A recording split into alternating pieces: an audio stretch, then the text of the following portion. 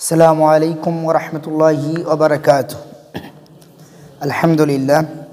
আলহামদুলিল্লাহি নাহমাদুহু ওয়া নাস্তাঈনুহু ওয়া নাস্তাগফিরুহু ওয়া নাউযু বিল্লাহি মিন শুরুরি আনফুসিনা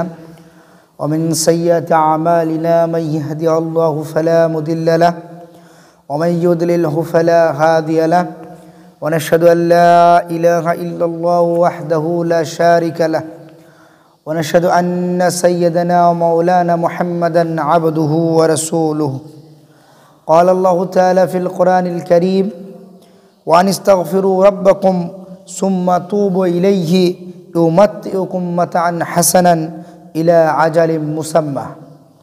সমস্ত প্রশংসা সেই মহান রব্বুল আলামিনের দরবারে, যিনি আমাদেরকে পবিত্র রজব মাসের পবিত্র দিন জুমার দিনে আমাদেরকে মসজিদে একত্রিত হওয়ার তৌফিক দান করলেন। সেই মহান রব্বুল আলামিনের দরবারে লাখো কোটি শুকরিয়া আদায় করছি। সকলে বলি আলহামদুলিল্লাহ। দরুদ ও সালাম পেশ করছি সাইয়্যিদুল মুরসালিন খাতামান নবিয়্যিন শাফিউল মুজনিবিন হযরত মুহাম্মদ সাল্লাল্লাহু আলাইহি সাল্লাম, তার আহলে বায়াত, তার আসহাবে কেরাম সহ কিয়ামত পর্যন্ত যত মুমিন মুমিনাত এই পৃথিবীতে আসবেন, এসেছেন, সকলের প্রতি আমরা দরুদ ও সালাম পেশ করছি। সকলে বলে সাল্লাল্লাহু তাআলা আলা খায়রি খালকি মুহাম্মাদিন ওয়া আলা আলিহি ওয়া আহলি বাইতিহি ওয়া সাহবিহি আজমাইন ওয়া মান তাবিআহুম বিইহসানিন ইলা ইয়াউমিদ্দিন। আমরা বেশ কয়েক জুমা আগে একবার আলোচনা করেছিলাম তওবার উপরে। আজকে আমরা ইস্তেগফারের বিষয়ে একটু আলোচনা করব, যে এই ইস্তেগফার তথা আল্লাহর প্রতি ক্ষমা প্রার্থনা, এই ইস্তেগফারটা আমাদের কেন প্রয়োজন, আমাদের ব্যক্তিগত জীবনে ইস্তেগফার করাটা আমাদের জন্য কেন প্রয়োজন, এটা নিয়ে আজকে কিছু আলোচনা করব। রাসূল সাল্লাল্লাহু আলাইহি সাল্লামের জীবনের দিকে যদি আমরা দেখি, তার পুরো জীবনীতে তিনি নিজেও সবসময় ইস্তেগফার করতেন, এবং সাহাবীদেরকে যদি কোনো পরামর্শ দেওয়ার দরকার হতো বা কোনো সাহাবী যদি তার কাছে কোনো ধরনের পরামর্শ চাইতেন, তখন তিনি আরও আনুষঙ্গিক যে ধরনের নসিহত দেওয়া দরকার ব্যক্তি বিশেষে, তার যিনি নসিহত চেয়েছেন তার অবস্থার পরিপ্রেক্ষিতে, এই নসিহতগুলোর মধ্যে রাসূল সাল্লাল্লাহু আলাইহি ওয়াসাল্লামের পক্ষ থেকে একটি নসিহত থাকতো এরকম, যে তুমি তোমার প্রতিদিনের যে গুনাহ, এই গুনাহর জন্য আল্লাহর কাছে ইস্তেগফার করো, আল্লাহর কাছে তুমি ক্ষমা প্রার্থনা করো। আমরা যে কোনোভাবেই এটা করতে পারি, এমনকি আমরা যে এবং হাদিসে আরও যেটা আছে যে সবসময় আস্তাগফিরুল্লাহ রাব্বি মিন কুল্লি যামবি ওয়া আতুবু ইলাইহি, এই দোয়া এটা পড়ার কথা। এছাড়া আরও বিভিন্ন দোয়া আছে, বাট আমাদের মূল যে বিষয় সেটি হলো রাসূল সাল্লাল্লাহু আলাইহি ওয়াসাল্লাম হাদিস থেকে যেটি পাই সেটি হলো যে তিনি প্রতিদিন ৭০ থেকে ১০০ বারেরও বেশি তিনি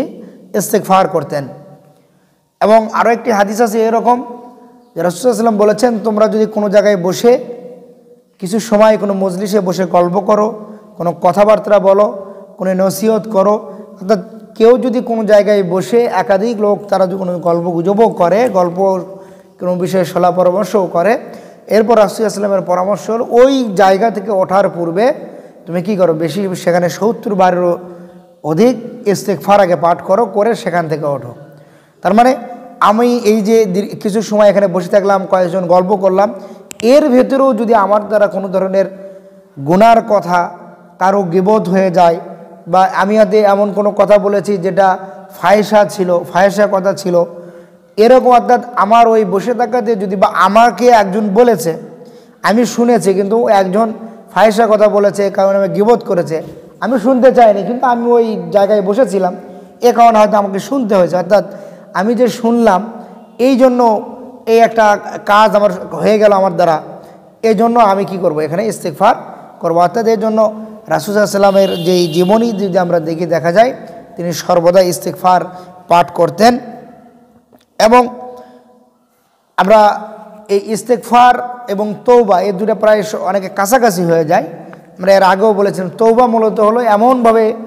কোনো কাজ থেকে অনুতপ্ত হওয়া যে আমি আমার জীবনে আর দ্বিতীয়বার সেই কাজটি আমি করব না। আর ইস্তেগফারটা হলো আমি সদা সর্বদা সৎ কাজের উপরে থাকব, এবং এই জন্য আমার আল্লাহর কাছে একটা আমি চাচ্ছি, আহ্বান করছি বা দোয়া চাচ্ছি যে আল্লাহ যেন আমাকে এই সবসময় সৎ কাজের উপরে থাকার তৌফিক দান করেন, আমাকে সেই শক্তি সামর্থ্য দান করেন। এরপরও মানুষ হিসেবে চলতে গেলেও কিছু গুনাহ এমন আছে এটা আমি না চাইলেও হয়তো আমার দ্বারা হয়ে যাচ্ছে, কিন্তু এই গুনাহ থেকেও পরিত্রাণ বা এই গুনার ক্ষমার একটা সবচেয়ে ছোট্ট এবং সহজ মাধ্যম আল্লাহ করে দিলেন ইস্তেগফার। আমরা যদি ইস্তেগফার করি তাহলে আল্লাহ এই ছোট ছোট গুনাহগুলো থেকেও আমাদেরকে ক্ষমা করে দেবেন। এই জন্য আল্লাহ পবিত্র কোরআনে বলেছেন, ওয়ানিস্তাগফিরু রব্বাকুম, আর তোমরা তোমাদের রবের কাছে ইস্তেগফার করো, ক্ষমা প্রার্থনা করো, ক্ষমা মার্জনা সুপারিশ করো, সুম্মা তুবু ইলাইহি, অতঃপর তার কাছে অনুতপ্ত হও, তৌবা করো যে আমি এই গুনাহ করেছি, ক্ষমা চাচ্ছি, আমি আমার এই গুনার দরুন আমি অনুতপ্ত, আমি আপনার এখন অনুকম্পা চাই। এরপর আল্লাহ বলছেন, ইউমাত্তিউকুম মাতাআন হাসানান, তাহলে তিনি তোমাদেরকে এই যে তোমরা গুনাহ করার পরে নিজের ভুল বোঝার কারণে আল্লাহর কাছে তোমরা ইস্তেগফার করলে, এই ইস্তেগফারের কারণে আল্লাহ তোমাদেরকে দুনিয়াতে উত্তম বাসস্থান, মানে তোমাদের দুনিয়ার জীবনটাকে তিনি ভালো কল্যাণ দ্বারা তিনি ভরিয়ে দেবেন, ইলা আজালি মুসাম্মা, নির্দিষ্ট সময় ধরে, অর্থাৎ এই দুনিয়ার যেই সময়টা, এই দুনিয়াতে তখন তিনি আমাদের জন্য কল্যাণের ব্যবস্থা, কল্যাণকর অবস্থা তিনি আমাদের করে দেবেন।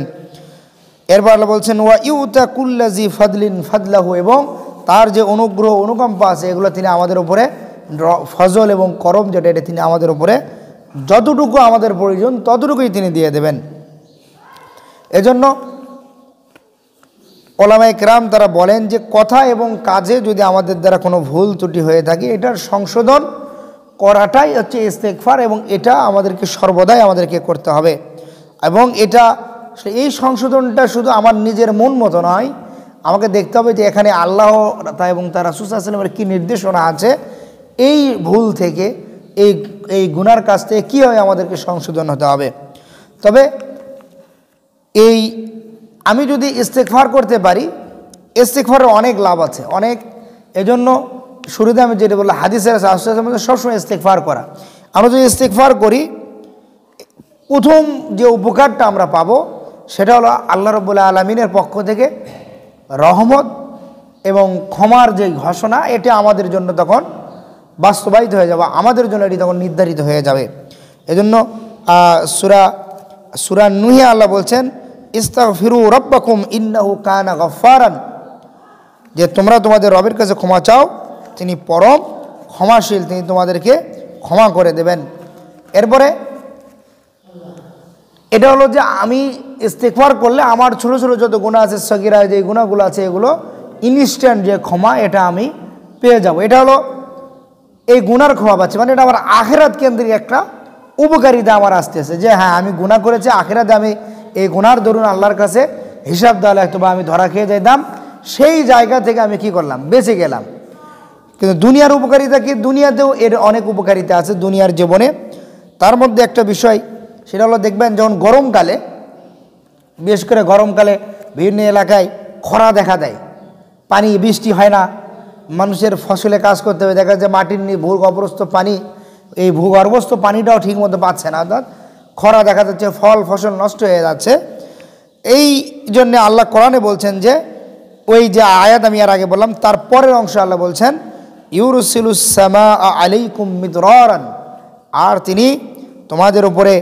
আকাশ থেকে কি করবেন, মুষলধারে বৃষ্টি বর্ষণ করবেন, যদি আমরা কি করি, আল্লাহর কাছে ইস্তেগফার করি বা ক্ষমা প্রার্থনা করি। এজন্য বিশেষ করে আমার যদি এমন অবস্থা যে আমার এখন খরা দেখা দিতে পারে, তখন অবশ্যই বেশি বেশি আল্লাহর কাছে ইস্তেগফার করতে হবে সব সময়। এই ইস্তেগফারের যে বাক্যটা আমার অবসর সময় বা আমি কোনো কাজ করছি, তখন এই যে আল্লাহর যে জেকেরের সাথে সাথে ইস্তেগফার, যেমন জেকেরের বা আমি যদি কোনো আল্লাহর কাছে কোনো দোয়াও করতে চাই, এটার একটা প্যাটার্ন আছে, একটা পদ্ধতি আছে, সেটা হলো প্রথমেই ইস্তেগফার করতে হবে, বেশি বেশি ইস্তেগফার করে তারপর রাসূল সাল্লাল্লাহু আলাইহি ওয়াসাল্লামের প্রতি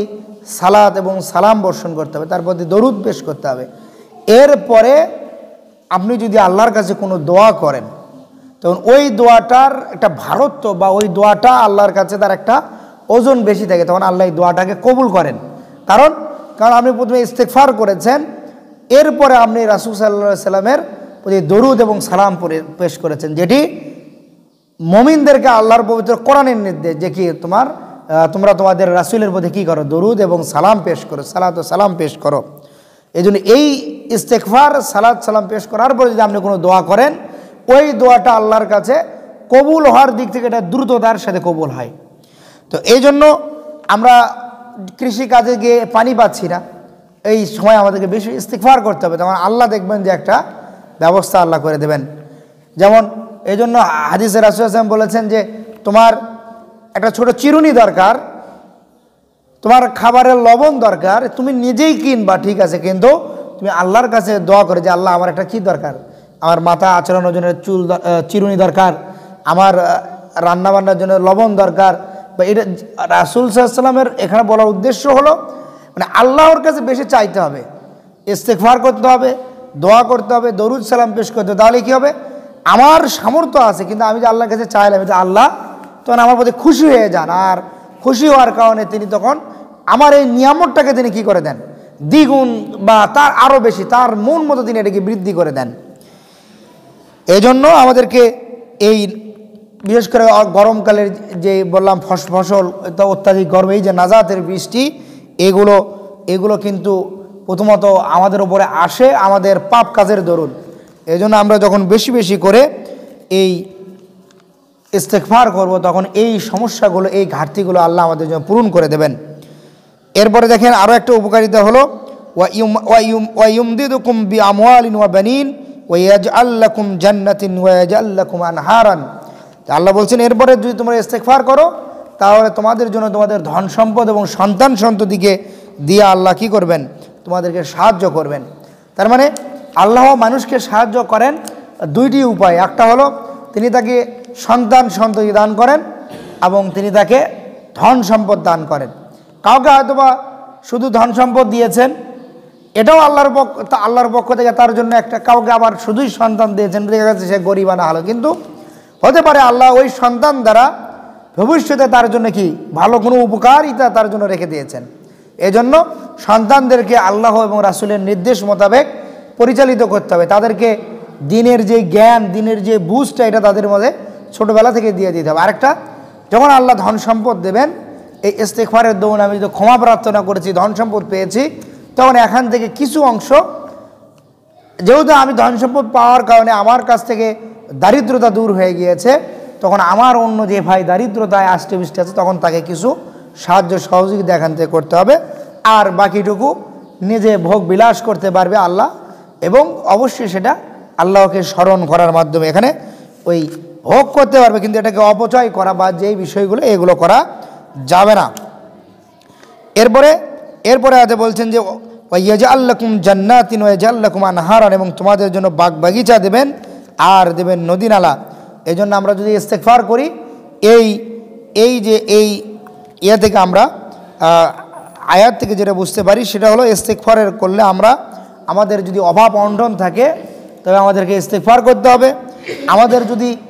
ফসল না হয়, আমাদেরকে ইস্তেগফার করতে হবে। আমাদের যদি কারো সন্তান না হয়, কারো যদি বিয়ে না হয়, সে যদি বেশি বেশি ইস্তেগফার করে, তখন আল্লাহ রাব্বুল আলামিন তার ওই অভাবটাকে, তার সন্তান না থাকলে তাকে সন্তান দান করবেন, তার যদি বিয়ে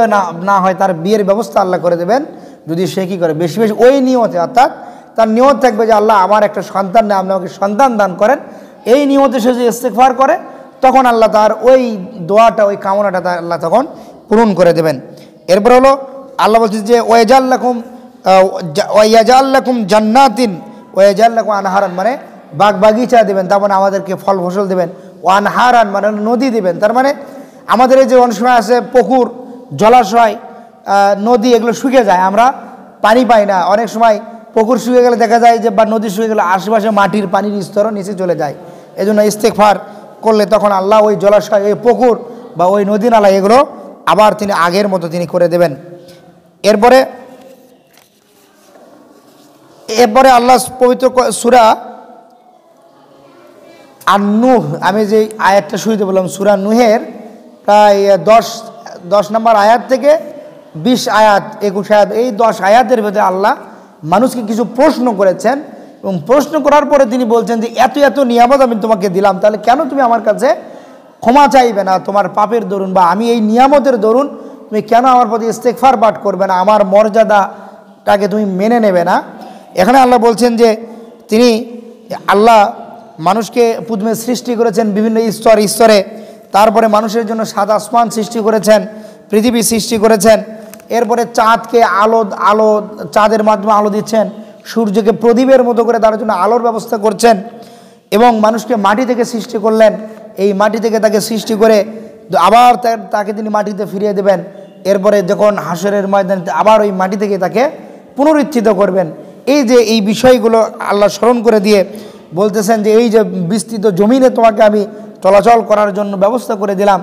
এত এত নিয়ামত পালা, আর তুমি আমার মর্যাদাকে স্বীকার করবা না, আমার মহত্ব বড়ত্বকে তুমি স্বীকার না করে পাপ কাজে তুমি চলে যাচ্ছ, আল্লাহকে অস্বীকার করছো। এটা যদি তুমি করো তাহলে তোমার জন্য থাকবে হলো আখিরাতের জীবনে এবং দুনিয়ার জীবনেও তো আল্লাহ তাকে এই শাস্তি সে ভোগ করবেই, আবার মৃত্যুর পর থেকে তার জন্য অনন্তকালের যে আযাব এটাও তাকে ভোগ করতে হবে। আর সে যদি আল্লাহ রাব্বুল আলামিনের নিয়ামতকে স্বীকার করে এবং ইস্তেগফার পাঠ করে, তখন তার যে মর্যাদা অনুযায়ী তাকে যত ভোগ বিলাসের বস্তু দেওয়া দরকার সেটা আল্লাহ দিয়ে দেবেন। যেন আমি শুরুতেই আয়াত পেশ করেছিলাম যে ওয়ানিস্তাগফিরু রাব্বাকুম, যে তোমরা তোমাদের রবের কী করো, ইস্তেগফার করো, তাহলে তিনি তোমাদেরকে ইউমাত্তিউকুম মাতাআন হাসানান ইলা আজালিম মুসাম্মা, যে তিনি তোমাদেরকে দুনিয়াতে নির্দিষ্ট সময়ে এই ভোগ বিলাসের জন্য তোমাদেরকে বিভিন্ন বস্তু তিনি তোমাদেরকে দিয়ে দেবেন। এরপরে দেখেন, আর আমরা যদি আল্লাহর কাছে ক্ষমা চাই তাহলে যেটা পাবই। তারপরে আল্লাহ বলতেছেন, এখানে রাসূল সাল্লাল্লাহু আলাইহি ওয়াসাল্লাম আরেকটা হাদিস দিয়েছেন যে যখন কোনো বান্দা আল্লাহ রাসূল অর্থাৎ হাদিসটি এভাবে এসেছে যে আল্লাহ রাসূল সাল্লাল্লাহু আলাইহি ওয়াসাল্লামকে এভাবে বলেছেন, আবু হুরায়রা থেকে বর্ণিত, তিনি বলেন যে আনিন নবী সাল্লাল্লাহু আলাইহি ওয়াসাল্লাম ফিমা ইয়াহকি আন রাব্বিহি, যে রাসূল সাল্লাল্লাহু আলাইহি ওয়াসাল্লাম তার রবের থেকে বর্ণনা করেন যে ইন আবদান আসাবান জামবান ওয়া রুব্বামা ক্বালা আযনাবা জামবান ফাকালা রাব্বি আযনাবতু ওয়া রুব্বামা ক্বালা আসাবতু ফাগফিরলি ফাকালা রাব্বাহু আলিমা আবদি ইন্নাহু লাহু রাব্বান ইয়াগফিরু জামবান ওয়া ইয়াখুযু বিহি গফরতু লি আবদি। মানে রাসূল সাল্লাল্লাহু আলাইহি ওয়াসাল্লাম বলছেন, যখন কোনো বান্দা কোনো পাপ কাজ করার পরে যদি সে আল্লাহর কাছে বলে যে হে আমার রব, আপনি আমাকে ক্ষমা করে দেন, আমার এই গুনাহটা মার্জনা করে দেন, তখন ফেরেশতাদেরকে বলেন যে আমার এই বান্দা সে আমার কাছে ক্ষমা চেয়েছে আর আমি তাকে ক্ষমা করে দিলাম, কারণ তার মধ্যে এই বোধটুকু হয়েছে যে কি তার একজন রব আছেন যে তাকে কি করে দেয়, তার পাপের দরুন তার কাছে চাইলে ক্ষমা করে দেন, আর সে যদি ক্ষমা না চায় তবে তাকে ওয়ায়াখুযু বিহি, এবং তাকে কি করেন ধরে ফেলবেন, পাকড়াও করে ফেলবেন যদি সে তার পাপের দরুন যদি ইস্তেগফার না করে। আর যেহেতু সে আল্লাহর কাছে ক্ষমা চায়, তখন আল্লাহ বলেন যে গফারতু লি আবদি, আমি আমার এই বান্দাকে কি করে দিলাম, ক্ষমা করে দিলাম, সে যেহেতু আমার কাছে ক্ষমা চেয়েছে। এরপরে আরেকটা ইস্তেগফারের বেশি বেশি ইস্তেগফার করার আরেকটা উপকারিতা হলো আমাদের পাপ কাজগুলোকে আল্লাহ নেকি দ্বারা পরিবর্তন করে দেবেন। যেমন কোরআনে বলেছেন ইল্লা মান তাবা ওয়া আমানা ওয়া আমিলা সালিহান ফাউলাইকা ইউবাদদিলুল্লাহ সাইয়্যাতিহিম হাসানাতিন ওয়া কানাল্লাহু গফুরুর রহিমা ওয়া মান তাবা ওয়া আমিলা সালিহান ফাইন্নাহু ইয়াতুবু ইলাল্লাহি মাতাবান, যে বান্দা আল্লাহর কাছে তওবা করে, আল্লাহর প্রতি ঈমান আনে এবং সৎ কাজ করে, তাহলে আল্লাহ তখন তার পাপ কাজগুলোকে ভালো কাজে রূপান্তর করে দেন, এবং আল্লাহ হলেন গফুরুর রহিম। আর আল্লাহ রাব্বুল আলামিন এই যে তার ইস্তিগফার করার পরে যে তওবা করলো, এর জন্য আল্লাহ তাকে এই ফাইন্নাহু ইয়াতুবু ইলাল্লাহি মাতাবান, এবং সে আল্লাহর কাছে যে ক্ষমাটাও পেয়ে যায়, এবং তার জন্য আল্লাহর একটা চিরস্থায়ী বাসস্থান তাকে আল্লাহ দিয়ে দেন যেখানে সে থাকবে। এরপরে আরেকটা হলো, আর আমরা যদি এই ইস্তিগফারটা করতে পারি, আল্লাহর পক্ষ থেকে ক্ষমা এবং দয়া এবং ভালোবাসাও আমরা পাবো, এবং আমরা আমাদের ব্যক্তি জীবনে দুনিয়ার জীবনে সফলতা লাভ করব, আখিরাতের জীবনে। যেমন আল্লাহ বলেছেন যে আইয়ুহাল মুমিনুনা লাআল্লাকুম তুফলিহুন, যে হে মুমিনগণ তোমরা যদি হয়তো তোমরা সফল হতে পারবা যদি ওয়াতুবু ইলাল্লাহি জামিআ, এর শুরুতে বলছেন যে তোমরা তো আল্লাহর কাছে ইস্তিগফার এবং তওবা করো, তাহলে তোমরা কি পাবা? সফলতা লাভ তোমরা করতে পারবা। এবং ইমানদার হিসেবে আমাদের একটি বৈশিষ্ট্য, সেটা হলো আমরা এই ইস্তিগফারটা বেশি করে করব। বলছে আল্লাযিনা ইযা ফাআলু ফাহিশাতান আও যালামু আনফুসাহুম যাকারুল্লাহ ফাস্তাগফিরু লিযুনুবিহিম, আর যখন তারা কোনো ফাহিশাতের কাজ করে সঙ্গে সঙ্গে তারা আল্লাহর জিকিরে লিপ্ত হয়ে যায় এবং আল্লাহর কাছে ইস্তিগফার করে। এজন্য আনাস রাদিয়াল্লাহু আনহু একটা হাদিস এসেছে যে আল্লাহ বান্দাকে উদ্দেশ্য করে বলেন, হে আমার বান্দা, তোমার পাপ কাজটা যদি আকাশ পর্যন্ত বিস্তৃত হয় আর যদি আমার কাছে ক্ষমা চাও, তাহলে আমার ক্ষমাটাও তোমার জন্য আকাশ পরিমাণ হবে। আর আবার বলেন যে তোমার গুনাহটা যদি পুরো পৃথিবীভাবে বিস্তৃত হয়ে যায় আর তুমি যদি আমার কাছে ক্ষমা চাও, তবে আমার ক্ষমাটাও তোমার জন্য কি হবে? ওই পৃথিবী বিস্তৃত পরিমাণ হয়ে যাবে। এবং আল্লাহ বলেন, হে আমার বান্দা, এরপরও তুমি যদি কিছু গুনাহ নিয়ে আমার দরবারে উপস্থিত হও আর যদি তোমার মধ্যে যদি কোনো শিরকের গুনাহ না থাকে, তবে আমি তোমাকে কি করে দেবো? কিয়ামতের দিন ক্ষমা করে দেব। এজন্য আসুন আমরা বেশি বেশি করে আমাদের গুনার দরুন ইস্তেগফার করব। আমরা এই যে উপকারিতা আমরা যেটা আজকে জানলাম, আল্লাহ যেন আমাদেরকে এই উপকারটা লাভ করার সুযোগ এবং ব্যবস্থা আমাদের জন্য করে দেন, এবং আমরা যেন আমাদের ব্যক্তি জীবনে, আমাদের পারিবারিক জীবনে, আমাদের সমাজ জীবনে, আমাদের রাষ্ট্রীয় জীবনে, আমাদের সার্বিক সব দিক থেকে আমরা যেন আল্লাহ রাব্বুল আলামিনের রহমত, বরকত এবং তার ফজল করমের যেন আমরা আষ্টেপৃষ্টে থাকতে পারি। এর জন্য আমাদের সবচেয়ে জরুরি বিষয় হলো ইস্তেগফার, সবসময় ইস্তেগফার করা। আমরা সকলেই আল্লাহর কাছে দোয়া করব যাতে আল্লাহ রাব্বুল আলামিন আমাদেরকে এই কাজে আমাদেরকে যেন অগ্রগামী করে রাখেন। আর সর্বশেষ একটি কথা আপনারা অনেকে হয়তো শুনেছেন, এটা হলো আমরা দুই ভাই গত রবিবারে আমাদের ইউনিভার্সিটিতে একটি পরীক্ষা ছিল, এটাকে এমফিল বা পিএইচডি যেটা বলে, অর্থাৎ অনার্স মাস্টার্স করার পরে যারা ডক্টরেট করে গবেষণার যে একটা, এটাও ভর্তি পরীক্ষা দিয়ে এই পরীক্ষাতে তারপরে গবেষণা করার অনুমতি পায়। তো আমরা দুই ভাই গত রবিবারে এটা পরীক্ষা দিয়েছিলাম, এরপরে সোমবারের দিনে রেজাল্ট দিয়েছে, আমরা দুই ভাই এটাতে পাশ করেছি। এখন এই যে গবেষণা করলে এই গবেষণাটা পরবর্তীতে 2-3 বছরের ভেতরে এটা ইউনিভার্সিটিতে যখন আবার এটাকে সাবমিট করা হবে, তখন তারা এটা যখন গ্রহণ করবে, তখন ওই নামের শুরুতে যে অনেকে যে ডক্টর থাকে আর কি, একটা এটা তখন ইয়ে হয় আর কি, যারা তাদের একটা পিএইচডি গবেষণা করার যে এটা, আমরা দুই ভাই এটাতে পাশ করেছি। তা আপনারা সকলে আমাদের জন্য দোয়া করবেন। জি, আসসালামু আলাইকুম ওয়া রাহমাতুল্লাহি ওয়া বারাকাতুহু।